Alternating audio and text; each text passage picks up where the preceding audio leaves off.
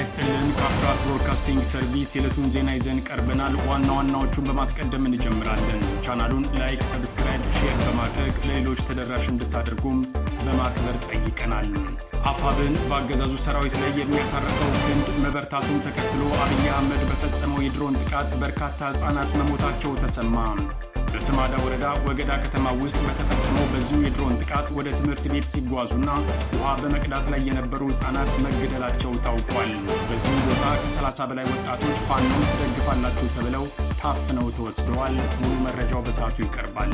በኢትዮጵያ የህግ የበላይነት አክትሞለታል ለማለት በሚያስደፍር መልኩ የብልጽግና አገዛዝ በዋና ከተማዋ አዲስ አበባ ጎዳናዎች ላይ በንጹሃን ዜጎች ላይ የአደባባይ ርሸና መጀመሩ ተሰምቷል። በሽሮ ሜዳ የተፈጸመው አሰቃቂ ግድያ ስርዓቱ ወደ ወንጀለኛነት መቀየሩና ዜጎች በገዛ ሀገራቸው ዋስትና ማጣታቸውን በግልጽ ያሳየ ክስተት ሆኗል ተብሏል። ሰሙታላችሁ።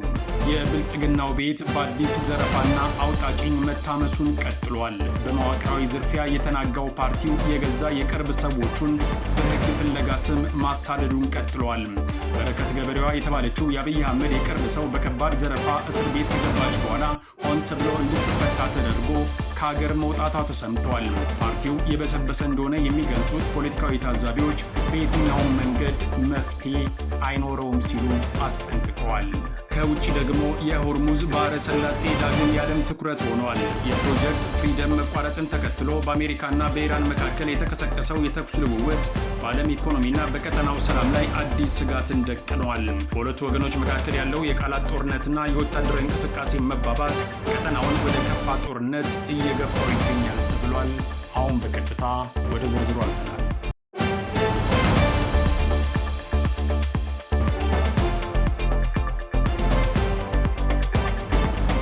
ከሁለት ዓመታት በፊት ድሮን የገዛነው ለማሳየት አይደለም ሁሉንም ለመምታት እንጂ ሲል የነበረው የብልጽግና ጦር አዛዥ ብርሃኑ ጁላ ባለው መሰረት የገዛ ህዝቡን ያውም ህጻናትን በድሮን መግደሉን ቀጥሏል። የፋኖን ክንድ መቋቋም ያቃተው የብልጽግና ሰራዊት በወገዳ ከተማ ንጹሃን ተማሪዎችንና ህጻናትን በድሮን መጨፍጨፉ ተሰምቷል። በአፋብን በላይ እዝ አርበኞች ክንድ ክፉኛ የተሰበረውና በሁለቱ ኮሮች መብረቃዊ ጥቃት የደረሰበት የአገዛዙ ሰራዊት ሽንፈቱን ለማካካስ በንጹሃን ላይ የድሮን ጥቃት መፈጸሙ ተነግሯል። በስማዳ ወረዳ ወገዳ ከተማ ላይ በተሰነዘረው በዚሁ የድሮን ጥቃት ወደ ትምህርት ቤት በመሄድ ላይ የነበሩ ተማሪዎችና ውሃ በመቅዳት ላይ የነበሩ ንጹሃን አማራዎች በግፍ ተጨፍጭፈዋል። በአፋብን ጎንደር ጠቅላይ ግዛት በላይ ዘለቀ እዝ ስር ከወንድማማቾቹ ሜጀር ጀነራል ውባንታ አባተና ከፍ ያለው ደሴ ኮር የተወጣጡ የፋኖ አህዶች በተቀናጀ ድንቅ ወታደራዊ ጥበብ ሚያዝያ 28 2018 ዓ.ም ከስማዳ እስከ ወለላ ባህር በወሰዱት እርምጃ አይቀጡ ቅጣት የተቀጣው የብልጽግና ኃይል ቂሙን በንጹሃን ላይ አወራርደዋል። ትላንት ሚያዝያ 29 2018 ዓ.ም ጠዋት 2 ሰዓት አካባቢ በወገዳ ከተማ በተፈጸመው በዚሁ አረመናዊ የድሮን ጥቃት የወደፊት ተስፋ የነበሩ 2 የ12ኛ ክፍል ተማሪዎችና አንዲት የ6 ዓመት ህፃን ህይወት በአሰቃቂ ሁኔታ አልፈዋል። በጥቃቱ የተሰዉ ወገኖችም አንደኛ ወጣት አምሳሉ የ12ኛ ክፍል ተማሪ፣ ሁለተኛ ህፃን አጓጓች ወረታው የ6 ዓመት ህፃን፣ ሶስተኛ ወጣት ቢተው ውዱ የ12ኛ ክፍል ተማሪ፣ አራተኛ በስም ያልታወቀ ውሃ በመቅዳት ላይ የነበረ ወጣት እንደሆኑም ተነግሯል። ከነዚህ በተጨማሪም ሌሎች 7 ንጹሃን ወገኖች በደረሰባቸው ከባድ ጉዳት በወገዳ ሆስፒታል በጽኑ ህክምና ላይ ይገኛሉ ይላል ከቦታው የወጣው መረጃ። አገዛዙ በዚህ ሳይወሰን በስማዳ ወረዳ ለፋኖ መረጃ ትሰጣላችሁ በሚል 30 የሚሆኑ ወጣቶችን በማፈን ወደ ሸረፍ ጎዲ በመውሰድ ኢሰብአዊ ድብደባና ግፍ እየፈጸመባቸው እንደሚገኝም ተመልክቷል። ይህ እርምጃ አገዛዙ ከህዝብ መነጠሉና መጨረሻው መቃረቡን ተከትሎ የተያያዘው የጭንቀትና የፍርሃት እርምጃ መሆኑን የአካባቢው ነዋሪዎች ገልጸዋል። ከዚህ በፊትም አገዛዙ ከክርስትና የሚመለሱ ቤተ ክርስቲያን ለመሳም ከቤታቸው የወጡ ከዛም አለፍ ሲል የራሱንም ምርኮኞች ሳይቀር የድሮን ሰለባ ማድረጉ አይዘነጋም።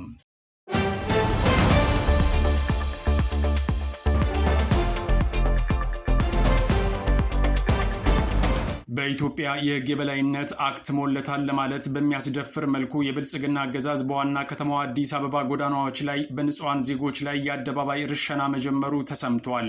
በሽሮ ሜዳ የተፈጸመው አሰቃቂ ግድያ ስርዓቱ ወደ ወንጀለኛነት መቀየሩና ዜጎች በገዛ ሀገራቸው ዋስትና ማጣታቸውን በግልጽ ያሳየ ክስተት ሆኗል ተብሏል። ተጨማሪው እንደሚከተለው ይቀርባል። በአዲስ አበባ ጎዳናዎች ላይ የተጀመረው የብልጽግና ሽብር ወጣቱን ተገኝ ባልቻ በአደባባይ እንዲረሸን አድርጎታል። ሀገር እያስተዳደርኩ ነው የሚለው የብልጽግናው አገዛዝ በዋና ከተማዋ አዲስ አበባ እምብርት ላይ በንጹሐን ዜጎች ላይ ነጻ እርምጃ መውሰድ መጀመሩን የሚያመላክት ዘግናኝ ወንጀል ተፈጽሟል። በዛሬው ዕለት በጉለሌ ክፍለ ከተማ ሽሮ ሜዳ ተብሎ በሚጠራው አካባቢ ወጣት ተገኝ ባልቻ ወይም ኦሮሮ በፖሊስ ቁጥጥር ስር ከዋለ በኋላ በፖሊስ ጣቢያ ደጃፍ ላይ በ4 ጥይቶች ተመቶ መገደሉ ታውቋል።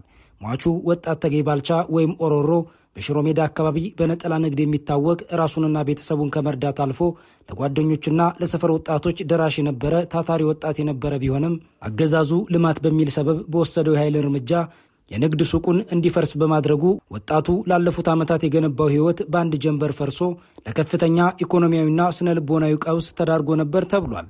ያገዛዙ የጸጥታ አካላት በዜጎች ላይ ያላቸውን ንቀትና የበቀል ስሜት በሚያሳይ መልኩ ወጣት ተገኘን ከወር በፊት ፖሊስ ላይ እጅ ሰንዝረሃል በሚል ተይዞ ለ5 ቀናት በጨለማ ክፍል ውስጥ ሲቀጠቀጥ የቆየ ሲሆን በዚያው መራራ ወቅትም አባቱን በሞት ማጣቱ ተነግሯል።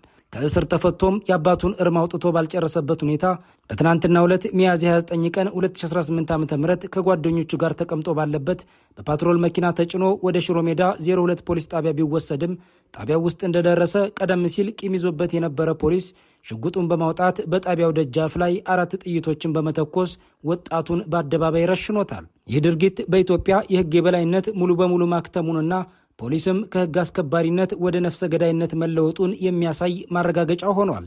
ግድያውን ተከትሎ በአካባቢው ህዝባዊ ቁጣ የተቀሰቀሰ ሲሆን አገዛዙ ወንጀሉን ለመሸፈንና ህዝቡን ለማስፈራራት አካባቢውን በከፍተኛ የፖሊስ ኃይል አጥሮታል ተብሏል። ነዋሪዎች እንደሚሉትም ገዳዮቹ ወጣቱን ከመግደላቸው ባሻገር ቤተሰብና ወዳጅ ዘመድ ለሟቹ እርም እንዳያወጣና ሐዘኑን እንዳይገልጽ ከፍተኛ ወከባ እየፈጸሙ ይገኛሉ ብለዋል። የዘግናኝ ግድያ የብልጽግና ስርዓት ስልጣኑን ለማስጠበቅ ሲል ዜጎችን በገዛ ሀገራቸው እንደሚጨፈጭፍና ሀገሪቱን የለየለት የሽብር ቀጠና ማድረጉን ያመላከተ ሆኗል። የወጣት ተገኝ ባልቻ ወይም ኦሮሮ ደምም በአገዛዙ የታሪክ ጥቁር ጠባሳ ሆኖ የሚመዘገብ ሲሆን ህዝቡም ይህንን ወንጀለኛ ስርዓት በቃኝ የሚልበት ጊዜ መቃረቡን የአካባቢው ነዋሪዎች በምሬት ገልጸዋል።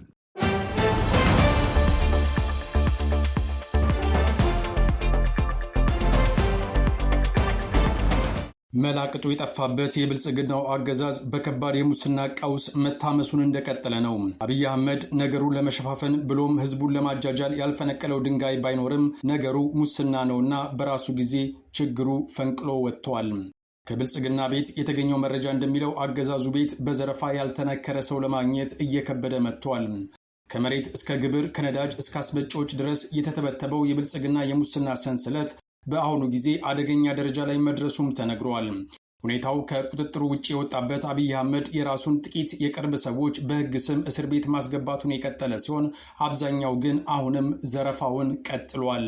በቅርቡ እኔ ሞቼ የአብይ አህመድ ዕድሜ ይቀጥል በማለት ስትሳለቅ የነበረችው በረከት ወርቁ ወይንም በቅጽል ስሟ በረከት ገበሬዋና ግብረ አበሮቿ ለዚህ ዋና ማረጋገጫ ሆነው መጥተዋል።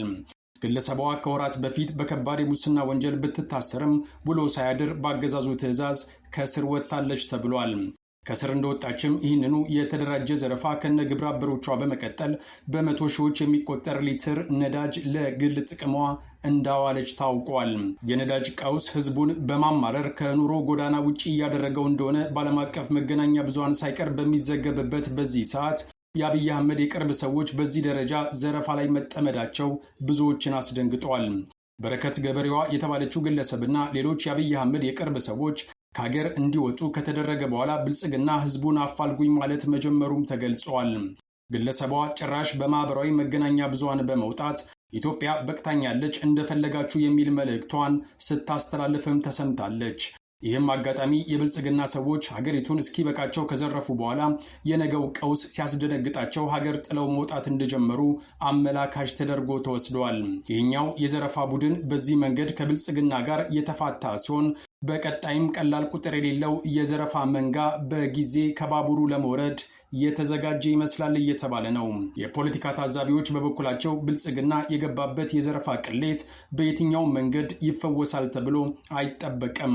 ፓርቲው ከፍተኛ ህዝባዊ ቅሬታና ተስፋ መቁረጥ እያስተናገደ ባለበት በዚህ ሰዓት ከላይ እስከታች በማያቋርጥ ስርቆት ላይ መነከሩ ነገ ለመፈረካከሱ ዋናው ምክንያት ሊሆን እንደሚችልም አስጠንቅቀዋል። በቅርቡ 78 ቢሊዮን ብር ተዘርፏል የሚል መረጃ ለማቅረብ የተገደደው የብልጽግናው አገዛዝ ከዚህ በኋላም ህዝቡ የተዘረፈውን ትክክለኛ ሀብት እንዲያሳውቅ ከዚያም ጫና እየተደረገበት ይገኛል። ጥቂቶች በልጽገው በሶሻል ሚዲያ በመውጣት አድገናል በሚሉባት ኢትዮጵያ ገና ያልተሰሙ ከባድ ቅሌቶች እንዳሉም በመነገር ላይ ነው። በውሸት ሪፖርቱ እውቅናን የተጎናጸፈው አብይ አህመድ ከወራት በፊት መንግስታዊ ሌብነት የለም ቢልም እውነታው ግን ብልጽግና ቤት ውስጥ ሌባ ያልሆነን ማግኘት አስቸጋሪ እንደሆነ ተመልክቷል።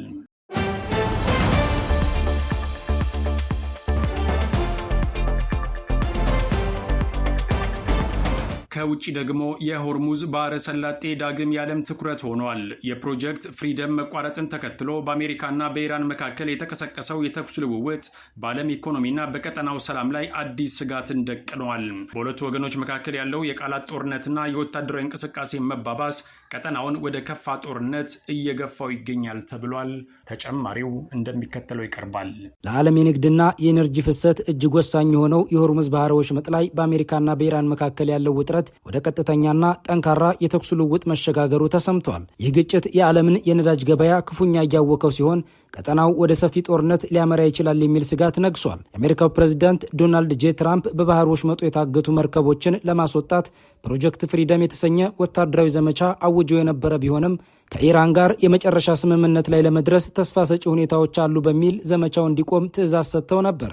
ይሁን እንጂ አሜሪካ በኢራን ወደቦች ላይ የጣለችውን የባህር ላይ እገዳ አለማንሳቷ ግጭቱን መልሶ እንዲቀሰቀስ ማድረጉ ተገልጿል። አልጀዚራና ሮይተርስ እንደዘገቡት ይህንን ወታደራዊ አለመረጋጋት ተከትሎ የዓለም የነዳጅ ዋጋ በደቂቃዎች ልዩነት ውስጥ ከፍተኛ ጭማሪ አሳይቷል። ሁለቱም ወገኖች የተኩስ አቁም ስምምነቱን በመጣስ ረገድ እርስ በርስ የተወነጃጀሉም ይገኛሉ። ኢራን አሜሪካ ሲቪል አካባቢዎችን ኢላማ ያደረገ ጥቃት ፈጽማለች ስትል የከሰሰች ሲሆን የኢራን አብዮታዊ ዘብም ማንኛውም መርከብ ያለሱ ፍቃድ በወሽመጡ ለማለፍ ቢሞክር ቆራጥ ምላሽ እንደሚሰጥ ዝቷል። አሜሪካ ማዕከላዊ እዝ ሴንትኮም በበኩሉ ኢራን ራሷ ግጭት ቀስቅሳ ተጠቂ መስላ ለመታየት እየሞከረች ነው በማለት የቀረበበትን ክስ አጣጥሏል። በአሁኑ ወቅትም በቴህራንና አካባቢው የኢራን ጸረ አውሮፕላን መከላከያ ስርዓቶች በንቃት ላይ መሆናቸው ተሰምቷል። የግጭቱ አድማስ መስፋፋት ያሰጋቸው እንደ የተባበሩት አረብ ኤሚሬትስ ያሉ የቀጠናው ሀገራት ሊሰነዘርባቸው የሚችለውን ጥቃት ለመከላከልም የአየር መከላከያ ስርዓታቸውን በተጠንቀቅ ላይ ማድረጋቸውንም አስታውቀዋል። በዲፕሎማሲው ረገድም የፈረንሳዩ ፕሬዝዳንት ኢማኑኤል ማክሮን ሁለቱ ሀገራት በአስቸኳይ ወደ ድርድር ጠረጴዛ እንዲመለሱና የባህር ወሽመጡ ለዓለም አቀፍ የንግድ መርከቦች ክፍት እንዲሆን ጥሪ አቅርበዋል። ምንም እንኳን ሁለቱም ወገኖች በቃላት ደረጃ ለሰላም ዝግጁ ነን ቢሉም በመሬት ላይ ያለው እንቅስቃሴ ግን ተቃራኒውን እያሳየ ይገኛል። ቀጣይ ቀናቶችም እንደ ትልቅ ስጋት የተወሰዱ ሲሆን የሆርሙዝ ባህረ ወሽመጥ መዘጋት ወይም አለመረጋጋት የዓለምን የኢኮኖሚ አውታር ሽባ ሊያደርግ የሚችል የነዳጅ እጥረት ሊያስከትል እንደሚችልም ተሰግቷል። በሌላ በኩል በሁለቱ ኃይሎች መካከል የሚደረገው የተኩስ ልውውጥ ተባብሶ ወደ ሙሉ ደም አፋሳሽ ጦርነት የመቀየር ዕድሉ ከፍተኛ ይሆናል ተብሏል። ዓለም አቀፉ ማህበረሰብም ሁኔታው ከቁጥጥር ውጭ ከመውጣቱ በፊት የዲፕሎማሲ መፍትሄ እንዲገኝ በከፍተኛ ጉጉት በመጠባበቅ ላይ ይገኛል።